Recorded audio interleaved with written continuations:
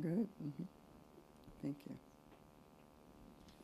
Hello, I'm Virginia. This is my son, Nizam. Hello. We're pretending that we're still here at Ben's Chili Bowl. And I'm here to tell you a little bit about the restaurant that we opened 55 years ago this year. My husband, Ben, came from Trinidad to matriculate at the University of Nebraska, and after that to Howard University's dental school. But because he'd injured his back by walking onto an elevator that had no floor there, the back was severely injured and he was unable to continue the dental school program.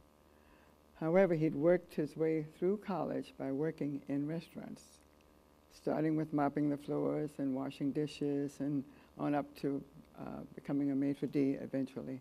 So he knew the restaurant business. So when we met in 1957 and fell in love and wanted to be married, of course we had to find a way to make a living. And that way he thought would be the restaurant business. I knew nothing about the restaurant business because I worked in the bank. But he did, and we looked for a location.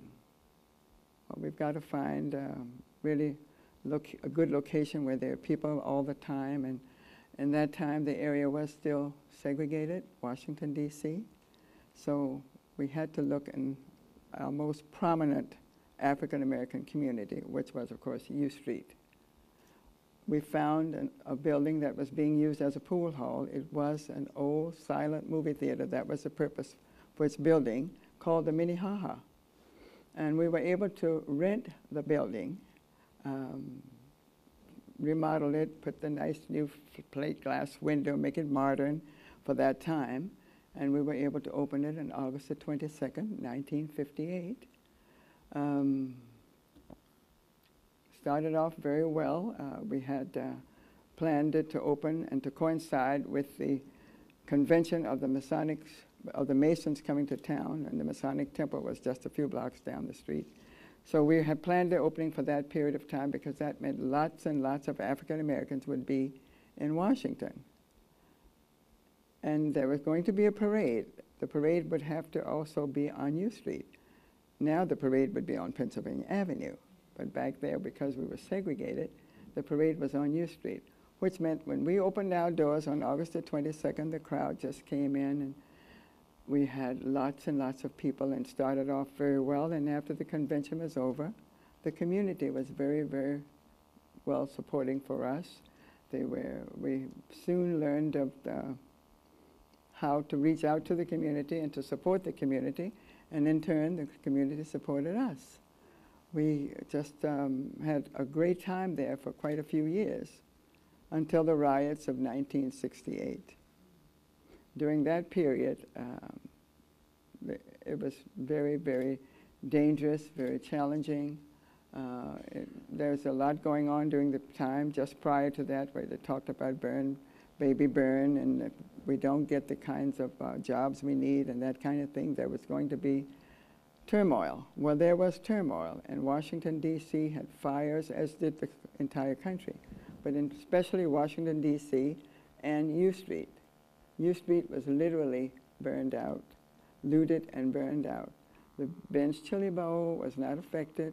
We were even allowed to remain open during the curfew period, and that was because we needed some place, or we were told that we needed some place for the police officers, city officials, and even the activists to meet and try to find a way to strategize and quell the violence. The rioting lasted for several nights, but we were not affected by it except for the fear of it, which was tremendous. I know what it feels like to have tear gas in my eyes. But we survived that period. Middle-class African Americans moved away. Businesses never reopened, and we were there literally isolated with boarded up buildings, and the area deteriorated for the next 20 years. At the end of that period, they decided to finally give us a subway system. We were by now a ghetto, and so in order to give us a subway system, they didn't feel the need to bring in a nice machine to build a tunnel underground. Simply dug up the entire street, 65 feet deep, and protected the whole with chicken wire, that kind of wire in front of us. During that period, we needed one employee and me. I had one employee and me. She's still with me 37 years later. But it was difficult, very, very, very difficult. But we loved this city. We knew that this was Washington, D.C. This was a great community, and we knew that it would have to come back eventually. We didn't think it would take 20 years, but we waited. And fortunately, we were able to purchase the building prior to that time, so we did not have a landlord increasing the rent for us. After that, well, I guess maybe about, what, 1980s, maybe? When, no, Bill Cosby started coming to the Chili Bowl in 1959. He was stationed in he was in the Navy and stationed at Quantico, which is just the suburbs here. And Bill kind of took us along with him as he grew. He wasn't famous at that time, but he kind of took us along with him as he grew. And in the 80s, when his show was #1, the Cosby Show, he did a national press conference right here at Ben's Chili Bowl, which had a serious impact for us. I think people talk about what was an exciting time there for me. It was when we celebrated our 40th anniversary. So it's 1998? 1998 was my son Nizam suggested that we have a celebration. It lasted 40 years. The subway's open, businesses booming. So why don't we just have a celebration? We like, fine, whatever you want to do. My husband and I went to Trinidad. But he called us up a couple of days before and said, hey, come on back. This is a little bigger than we'd anticipated.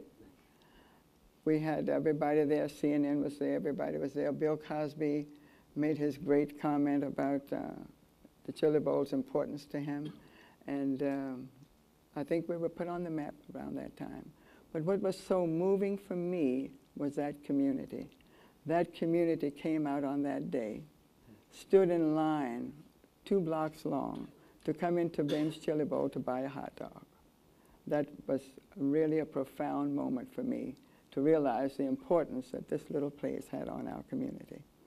And of course, we've always been supportive of those folks in the neighborhood, but I thought that was an absolutely marvelous day.